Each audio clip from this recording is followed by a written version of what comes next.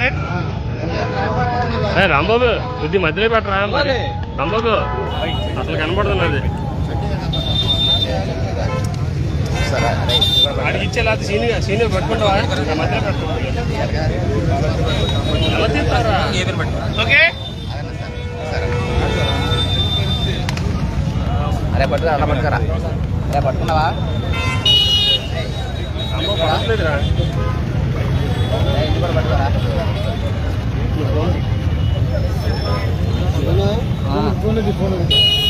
మళ్ళీ పెట్టుకో, మళ్ళీ పెట్టుకో. ఓకే అరే లోగో తీసారా? లోగో వచ్చేలాగా లోగో రావట్లేదు. ఈరోజు కుప్పంలో మా జాతీయ అధ్యక్షులు వారి పర్యటన సందర్భంగా అక్కడ జరుగుతున్నటువంటి మరి ప్రజాదరణను చూసి అరే నువ్వు తీయవు, ఎందుకు పెడతావు తెలీదు. జగన్మోహన్ రెడ్డి నీకే ప్రభుత్వం తీసే లోగో పోలీసుల యొక్క అత్యుత్సాహంతో అన్నా క్యాంటీన్లు ధ్వంసం చేయటం, మా పార్టీకి సంబంధించినటువంటి ఫ్లెక్స్లను ధ్వంసం చేయటం, మా నాయకుడి యొక్క యాత్రనే విజయవంతం కాకోకుండా రాష్ట్రంలో అడ్డుకుంటామంటే ఇది ప్రజాస్వామ్యంలో ఇది ఒక చీకటి రోజు అని చెప్పి మరి చెప్పాల్సినటువంటి అవసరం ఉంది. ఒక ప్రధాన ప్రతిపక్ష నాయకుడినే నియోజకవర్గంలో తిరుగుతుంటే అడ్డుకున్నటువంటి ఈ ప్రభుత్వాన్ని మరి ఏమనాలని చెప్పి మేము అడుగుతా ఉన్నాం. నిన్న కాక మొన్న 75 సంవత్సరాల వజ్రోత్సవ వేడుక జరుపుకుంటే ఇదేనా ప్రజాస్వామ్యం అని అడుగుతున్నాం. నిజంగా నువ్వు ఆనాడు పాదయాత్ర చేశావంటే, నీ నాయన చేశాడంటే, చంద్రబాబు నాయుడు గారు ఈ రకంగా చేస్తే నీ నాయన నీవు ఈ రాష్ట్రంలో నీ చెల్లి నీ తల్లి తిరిగేవారా అని అడుగుతున్నావు. ఇలాంటి దుర్మార్గమైనటువంటి రాజకీయాలకి మరి స్వస్తి పడకాల్సినటువంటి అవసరం ఉంది. ప్రజాస్వామ్యవాదులారా, యువకులారా, మీరు గమనిస్తా ఉన్నారు. ఈ రాష్ట్రంలో జరుగుతున్నటువంటి అన్ని పరిణామాలను కూడా క్షుణ్ణంగా మీరు చూస్తా ఉన్నారు. మీ అందరి యొక్క సహకారం ఈనాడు ఆంధ్రప్రదేశ్ యొక్క రాష్ట్రాన్ని పునర్నిర్మాణంలో భాగస్వాములు కావాలి. ప్రతి ఒక్క నాయకుడు, ప్రతి ఒక్క కార్యకర్త, ప్రతి ఒక్క పౌరురాలు ఈనాడు చంద్రబాబు నాయుడు గారి నాయకత్వాన్ని మీరు అండగా ఉండి ఈ రాష్ట్రాన్ని కాపాడాల్సినటువంటి అవసరం ఉంది. ఒక రౌడీల చేతిలోకి, ఒక గోండాల చేతిలోకి ఈ రాష్ట్రం వెళుతుందంటే ఏ విధంగా ప్రజాస్వామ్యం అపహాస్యమవుతుందో కూడా ప్రతి ఒక్కరూ కూడా గమనించాలని చెప్పి కూడా ఈ సందర్భంగా గుర్తు చేస్తా ఉన్నాం. ఈ రోజున ఒక ప్రతిపక్ష నాయకుడు పేదవారికి పట్టిడి అన్నం పెట్టేటువంటి కార్యక్రమాలు, ఏదైతే అన్నా క్యాంటీన్ని నువ్వు రద్దు చేశావో ఆ రద్దు చేసినటువంటి అన్ని అన్నా క్యాంటీన్ని కూడా మళ్లీ పునఃప్రారంభించాలి, పేదవాడికి పట్టిడి అన్నం పెట్టాలని చెప్పి ఒక తాపత్రయంతో తెలుగుదేశం పార్టీ ప్రయాణం చేస్తూ ఉంటే నువ్వు పెట్టలేకపోతున్నావు.